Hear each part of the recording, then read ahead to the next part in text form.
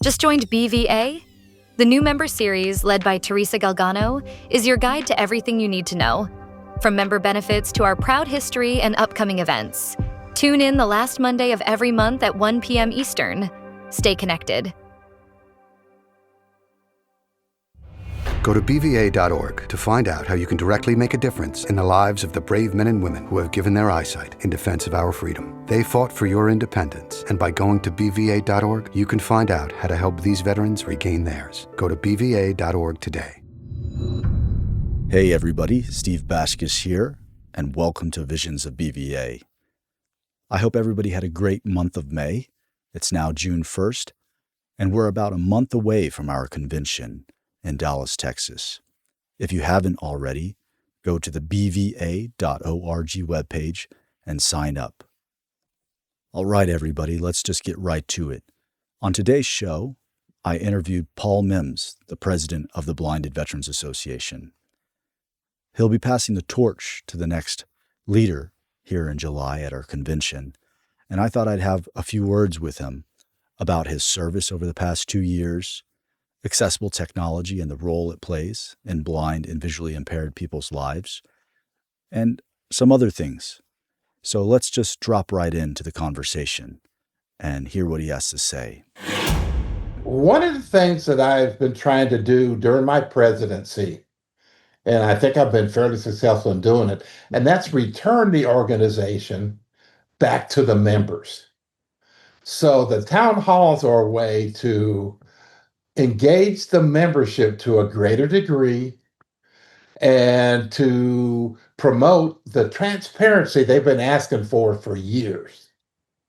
And to also begin to create what might become will become hopefully, a leadership development program, because that's what killed the BVA. There was no leadership development at the regional group level, nor at the national level. And so a lot of what elections became at both those levels was popularity contests. Then we end up with a lot of people who had a lot of people that voted for them, and it ended there. And a lot of people, they wanted to be the president or the vice president, and they wore those name tags, but they didn't do the job descriptions that go with them. A lot of them didn't know how. So through these town halls, we're trying to empower the organization by educating, informing, and supporting the members, and giving them the information they need in small pieces, hopefully, but small enough they can digest, so that they can build on one meeting, go to the next, and build on another one. And all of this information pours into what they need to be effective regional group leaders. Okay, it's not going to happen in 2 years, but I got quite a bit of it done. And when I started with the board, it was the same kind of project. A lot of the elections for board members, a lot of people ran because they were popular and they could get a lot of people to vote for them, but they didn't have election platforms. So I just want to be secretary, or I want to be treasurer so I can get on the board.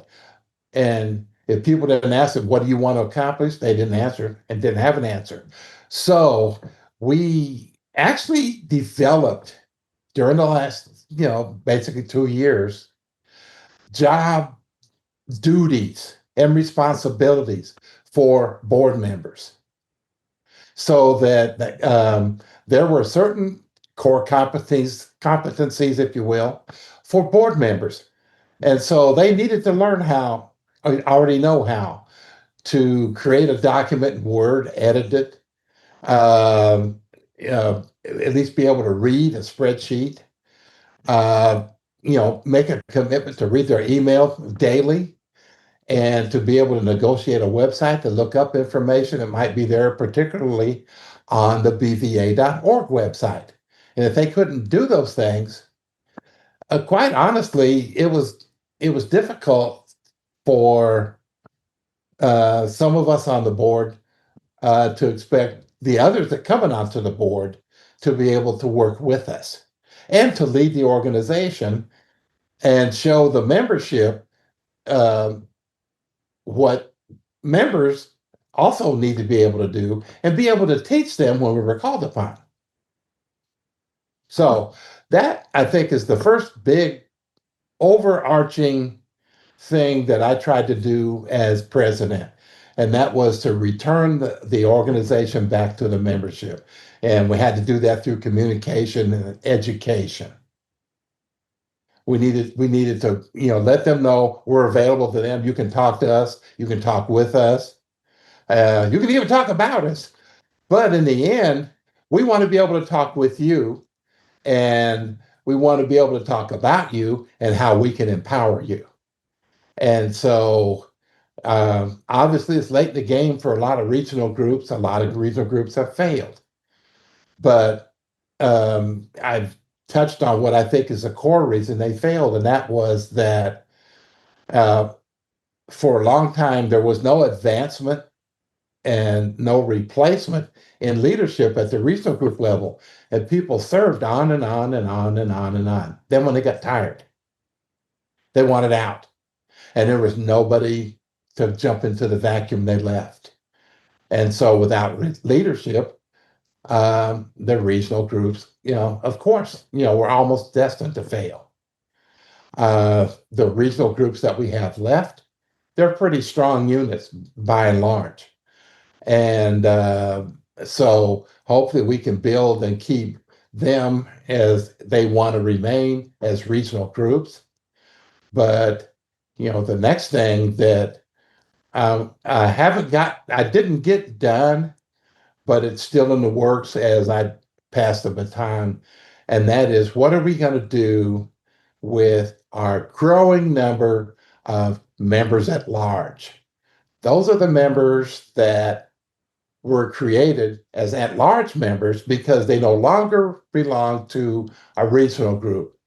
When the regional group in that state failed, well, then all of the members, not just the ones that wanted to, but all of the members, were no longer members of a regional group, so they became members at large. So essentially, they're under national. And so then the question came to us: what are we going to do to support the members at large? So one thing that we were able to develop that begins to support members at large is that this year is the first year we employed a third party voting system. The company is called Vote Now. And so as we've come into our election season, we had on April 3rd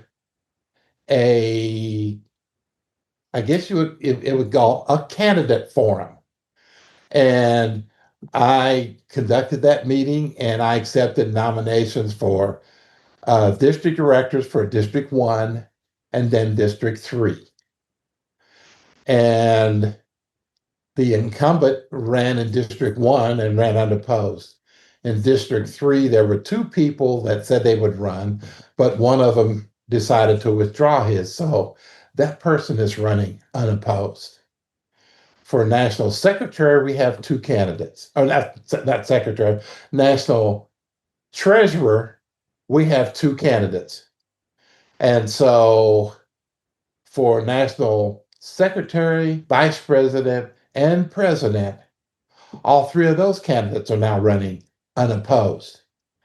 But had they been opposed, then all of the candidates for all those officers would have been on the ballot that would be put out by Vote Now.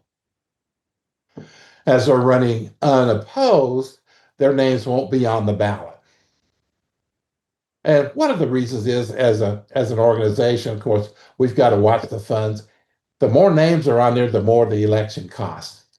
But the other thing that we freed up and expanded is, excuse me, every member of BVA, not just the ones that go to convention, get the vote, their vote. So not only do they get to, they have not only the opportunity, but the privilege. And hopefully they take the responsibility of casting their vote and becoming then an active member of the organization at its most essential piece. And that is the membership speaking up and saying who it is they want to be in office, just to start with. And then the second thing, as we have begun to not only amend, but we have actually revised our bylaws. For a long time, we amended them, and those are Band-Aids. So in 2022, we performed surgery. We revised the bylaws. We took out a lot of the old stuff that's not relevant. We put in some new stuff that is more relevant now in the 21st century than it was in the 20th. And so a lot of that encompassed the reaction to changes in the, I guess you'd say, the topography, if you will, of regional groups. And not only their disappearance, but also their evolution. And so now we're having another revision of the bylaws this year, and that's just to clarify some language and set the stage for going forward. Um, so every member, again, of BVA will vote on whether that bylaw revision passes or not. Not just the people at the convention that are at the actual convention site. So what we're doing now is, in 21st century technology, we're using electronic means for holding a lot of our meetings ahead of the actual dates of the convention and taking care of a lot of the business that doesn't need to be done with physical presence, so that the convention has changed in its nature, because it's not all just a whole bunch of business meetings. So we have time for development of some offsites, but also opportunities for socialization and for members to get to know each other, actually get to know the board of directors as well. And so the other thing that will be on the ballot is, of course, the minutes from last year's convention. Those will be on the ballot, along with the bylaw revision and the candidates that are running with opposition. And those will be the things that everybody in the organization will get to and need to vote for, as well as the bylaw revision. So we don't have delegates anymore. So we don't have to worry about somebody going as a delegate and nobody really knew the issues, or they didn't want to address the issues, so they told the delegate, vote your best mind, what's in the best interest of the regional group. So now everybody gets to vote their best mind. And so we have sessions set up for a review of the bylaw amendments. We've had 2 candidate forums where there have been opportunities for the entire membership that wanted to get on a Zoom meeting to meet the candidates that are running. And so we have another candidate forum left that's happening later this week as we record. And then on June the 12th, we're going to have a review of the bylaw revision, article by article. And, with this number, reads now and will now read. I guess you'd say the justification for us as the board of directors making the change. And we'll answer any questions that we have. And so we're hoping to create an informed voter base.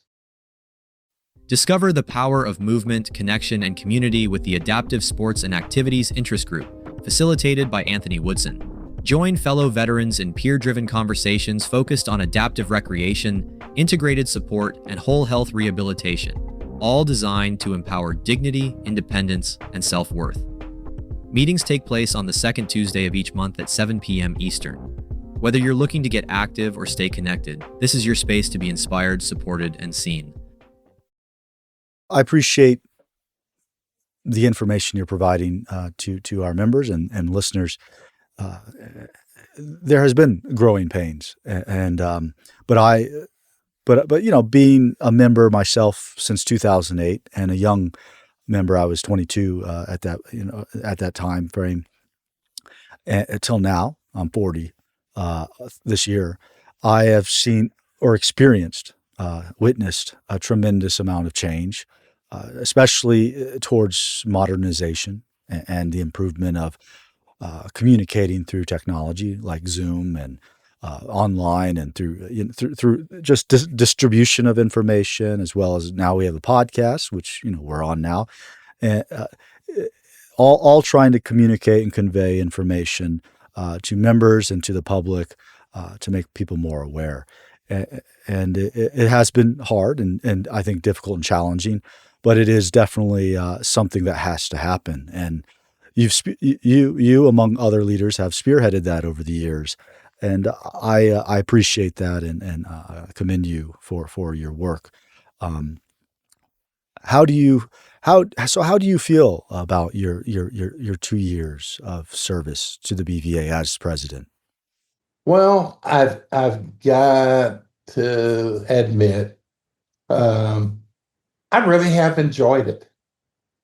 And it's not because of a power rush or anything like that. It's because of um, the chance to take ideas that I developed over my time on the board of directors, and as well as my time as a member. I've been a member since 1986. I've been on the board since 2013. And so I've seen, like you, a lot of things that have changed.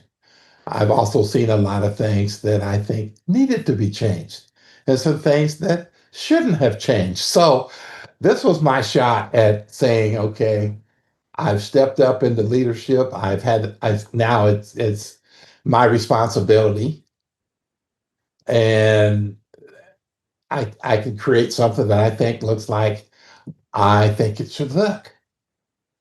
But it, I think I would say my success was because it wasn't about me. It was about the membership, and where BVA lost a lot of its internal strength was when there was a separation between the board of directors, I'll say, and the membership. When they needed to work together, they weren't. And so it became an us and them type of organization. And that's not an association, that's disassociation. And we did not benefit from that and have not benefited from that. And so hopefully I've, created some um, methods by which we can tighten up that disassociation back into association. And so that we're much stronger as the only organization that represents blinded veterans and their families in Congress, as we are chartered to do. And so if I'm going to do something you want me to do, Steve, either I've got to ask you and you tell me, or else you got to stop waiting for me to ask you and go ahead and tell me. Bottom line, it's about communication. And there was a dissipation in the communication between the membership and the board. And a lot of it, I think, was the apathy of the membership, because the basic idea was, well, the board's going to do what they want, so there's no sense in doing anything. So people stopped showing up for meetings, and they just lost their vim and vigor and spirit. And so now I can actually say I feel some of it coming back, and in small but definite ways, people are getting excited about being a member of the Blinded Veterans Association. And so one of the things that we have tried to promote is programs. And so I got less involved in a committee structure and it became a program structure. So we have a program for adaptive sports and recreation. We have a program for blind veteran dog handlers. And so that's not the total extent, but underneath those programs, we have developed other sub programs, like we have a gardening program that's run by one of our members. And blind veteran dog handlers, you can imagine what that's like, because that's an ever changing landscape in and of itself, because they keep changing the rules with TSA and FAA. And it's one of those situations, government agencies, yeah, TSA and FAA, yeah. And so they keep trying to regulate us, but they don't necessarily understand us.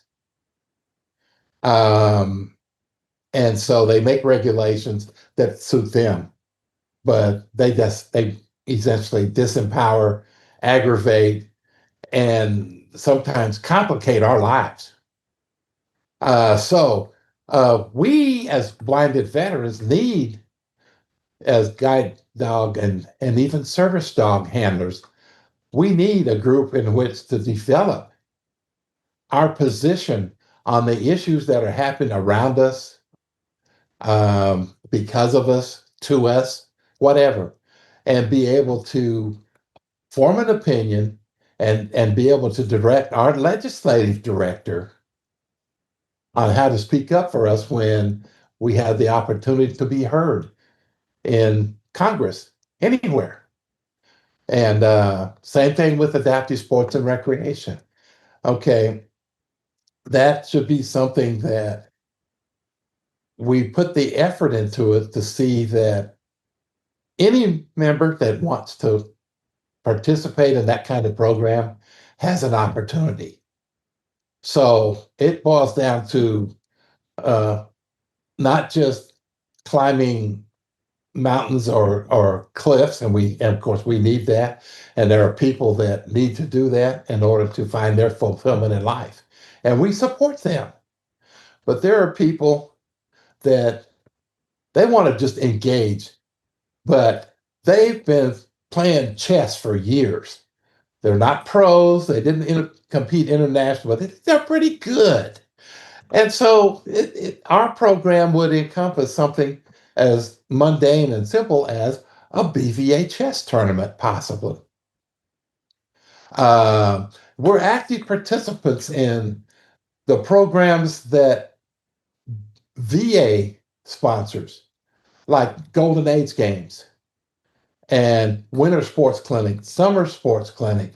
And so we are actively supporting participants in those events in some degree, in a monetary sense, as well as in an organizational support in that sense as well. And so we're getting the information out to them so people can consider those events. And we provide, we worked out a program where we can provide some financial support for veterans to participate in, the events of their choice or their highest choice, throughout a year. Paul, Yes. You bring up some really good points. When you speak of what the BVA is and how it champions every blind veteran's voice on Capitol Hill, and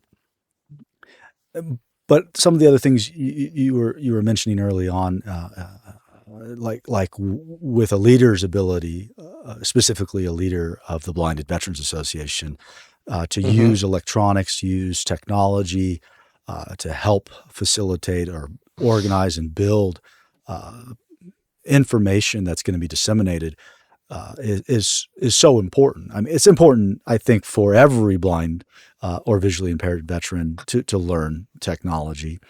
But definitely if you're going to be a leader your ability to use modern devices such as a computer or your mobile device to effectively communicate between other leaders and disseminate paperwork and research and data that will improve the lives of service members.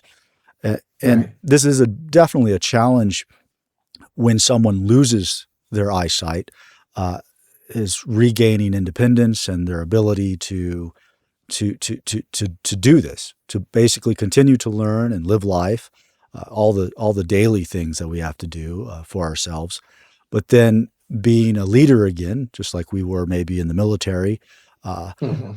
how we can do that for our demographic, our community, because we are part of it's a large community, but maybe it's interesting.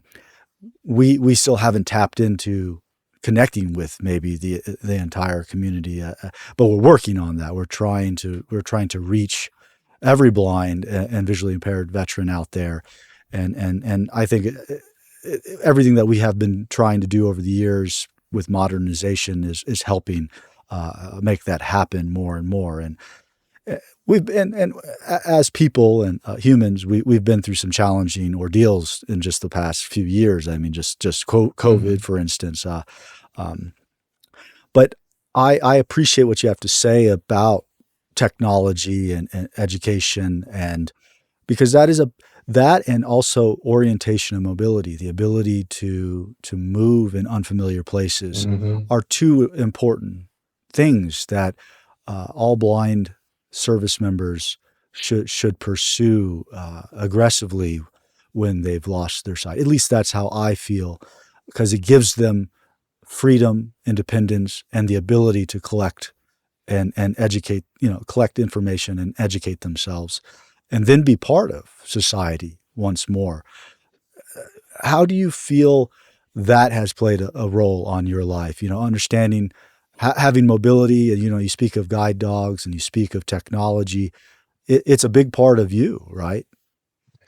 Well, I went through blind rehab, my first episode in 1985.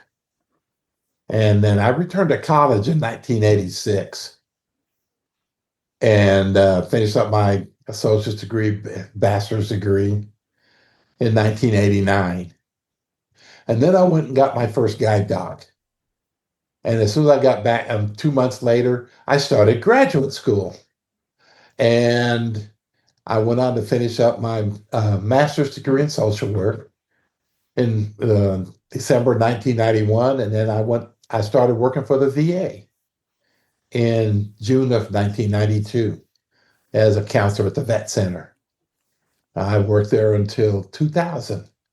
And then I took a job at the West Palm Beach VA as a computer skills instructor, CATS instructor. And I did that for about 4.5 years. And then I retired in 2009 after spending the rest of my time there as the VIS coordinator there at West Palm Beach. And uh, so not only did I embrace technology early on, I mean, it was the greatest thing since sliced bread for me to be able to teach myself how to use a talking computer. And that's where I was then, because I was trying to ramp up into technology, and so was VA. I just took off by myself with the help of a couple of people that I met that knew a little bit more than I did. And then pretty soon I knew more than they did, but I kept going. And so uh, in 1984, I was at a point where I didn't know what I was going to do. And how do I get a refrigerator box and where do I put it? And then when I leave to go somewhere, how's that box going to still be there and somebody doesn't steal my house? Because that would be my home. And that's where I was. I was just so hopeless. I had no idea what I was going to do with the rest of my life. That was in, 83 and 84. And so um, it just so happened while I was in blind rehab that computers were emerging in 84. 85. And so um, we had a program at our public library, and they actually had a low vision library there. And I went over there and I learned how to use an Apple IIe, and I actually was able to create a document, transcribe a document, and edit that document. And I was like, wow. And so in 1986, when I went to college, I bought myself an Apple IIc. And I went through college from 1986 all the way until I graduated in 1991, and then on into my career with the VA, starting in 92, doing my own paperwork, whether it was writing a paper or whatever I had to do. I did it myself with the help of a reader. And so I got all the way through college writing my own papers. That is, to me, was major, and it was like what I stubbornly had to do. And so I believe I brought that spirit forward through my career. And so when I was a VIST coordinator, in fact, Vision Impairment Services Team coordinator, new veterans would come in, and they were where I was. And oh man, I don't know what I'm going to do with my life. My wife is about to leave me, or my husband thinks I'm worthless because I can't cook and clean house like I used to. And so, I don't know if he still loves me. And so, they're at the end of their rope. Wait a minute, what's that noise that you're making? Oh, that's my computer talking.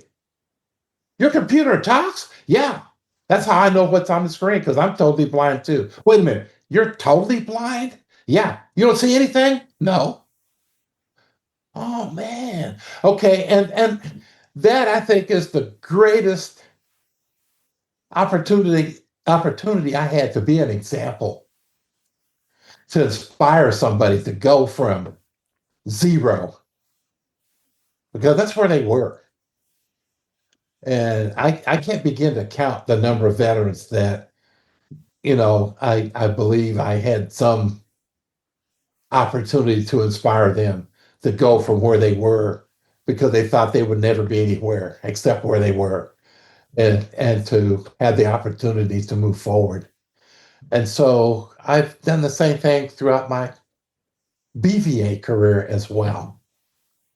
And so the ideas of promoting technology, promoting guide dogs as alternatives. Everybody doesn't need to learn how to use a computer, but the more of us that are blind or vision impaired that can learn how to use, if not a computer, now a smartphone, which wasn't around when I started.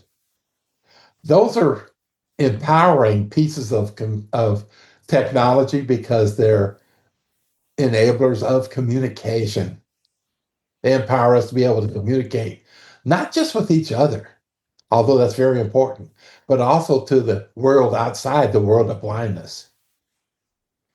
And so, among the things I've done throughout my career at the VA, along with some help with a couple of other people, we've actually held classes and tried to figure out how to teach somebody how to use Zoom when they don't know how to get on Zoom.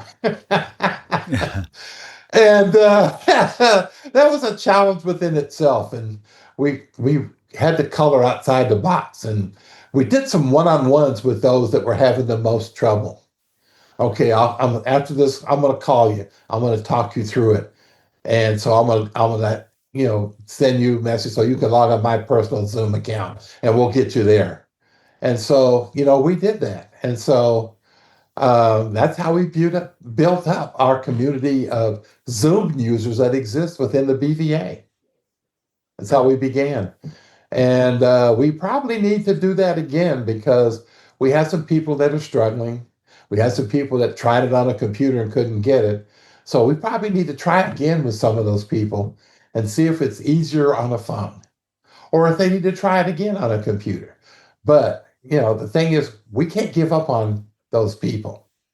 because they didn't get it the first time or second. And the more of them that we can empower to join us, the better off we are as an organization. No, we can't forget about some of the service members and veterans that have failed to maybe operate the technology like Zoom that you speak of uh, uh, well enough so that they can gain more insight to what is going on. And it's really persistence and the drive to want to get somewhere, get to a point where, like you mentioned, like when you describe an experience where someone is highly influenced or inspired by another person who is living with a similar or worse degree of visual loss or disability. And once you have that experience, which I think is what the BVA really does a great job about, even though maybe we focus on legislation and we focus on certain kinds of business meetings, but the big thing is people coming together and mentoring each other at the convention or privately, even amongst their regional groups or at home, if they are lucky to have the opportunity to live close to a blind veteran or another blind service member, they get to help each other. And I absolutely was one of those service members, Lane and Walter Reed, when 3 blind veterans came into my room to share their life, their work. One of them worked for the VA, one of them worked for the BVA, and another one just had simple life experiences and information to tell me, to help me better understand where things could go.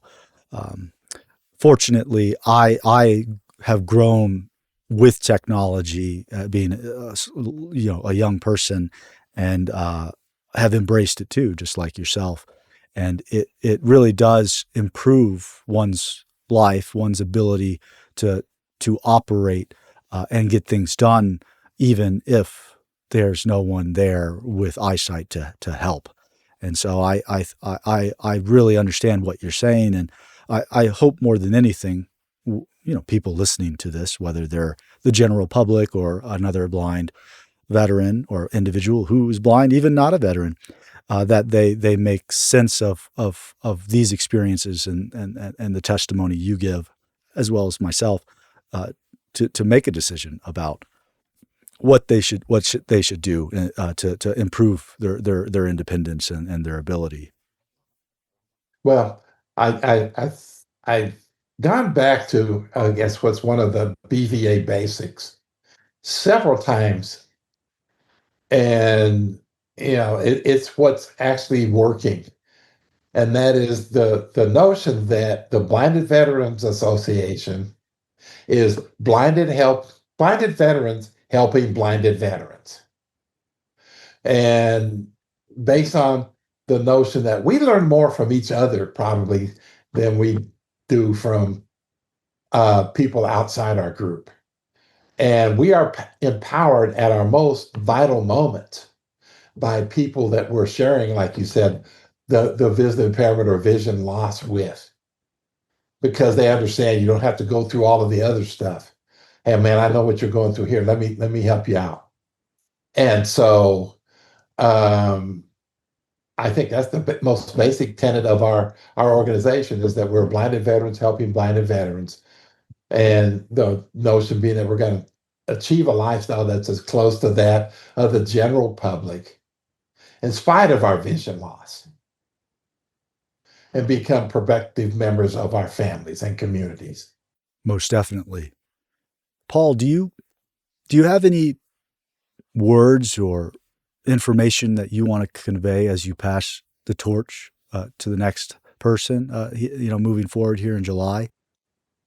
Yeah, I'd say, I mentioned earlier that uh, I've tried to create a thrust toward leadership development. And, you just turned 40.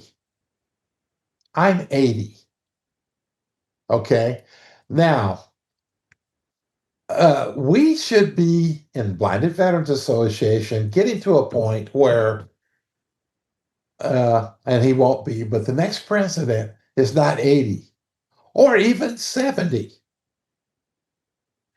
And so we need to desperately start to take the new blood, even if they're 50 years old, that come into the organization because they're losing their vision due to the effects of aging, as well as the recent theater veterans that are coming.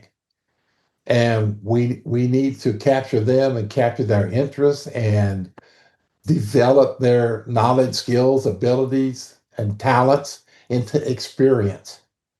Somebody shouldn't, I think that it took me that long and I stuck around that long to be president at 80.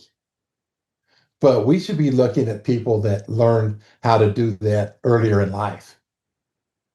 And so it's up to us to empower our new members, just as we've come together to be empowered. I appreciate what you have to say, Paul. And I want to thank you for your time, your efforts, your service to the country, and your service to the Blinded Veterans Association, and just for being a mentor and someone that has been there for other blind veterans. Over the years, I've definitely looked up to you and other people who have led the organization, and that's because of your experience and because of how you carry yourself. So I appreciate you coming on the show today to share everything that you've shared. Thank you, and you do the same, Steve. And don't belittle your own efforts. What you do for our organization and doing this podcast also contributes to our effort to empower our membership. So thank you back. Thank you, Paul. Thank you for tuning into this episode of Visions of BVA. We hope you enjoyed our discussion and found it insightful. If you like what you heard, please consider subscribing to our podcast and leaving a rating or review on your favorite platform. Your feedback helps us reach more listeners and improve our show. Don't forget to follow us on social media for updates and behind-the-scenes content. You can find us on Twitter, Facebook, and Instagram. We'd love to hear your thoughts and suggestions for future episodes. Stay connected, stay informed, and we'll see you next time on Visions of BVA. This is Steve Baskis, signing off.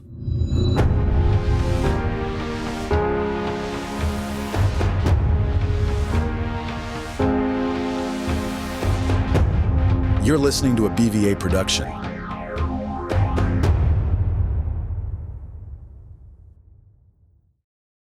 Are you a BVA ambassador?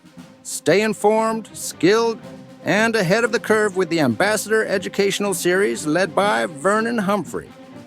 This exclusive series is designed for certified BVA ambassadors and covers essential training, continuous education, and insights into emerging technologies that impact the blind and visually impaired community. Sessions are held every Tuesday at 2 p.m. Eastern, with a focus on new ambassadors the first and third Tuesdays and certified ambassadors the second and fourth. Whether you're just beginning or building on your knowledge, this is your space to grow, connect, and lead with confidence.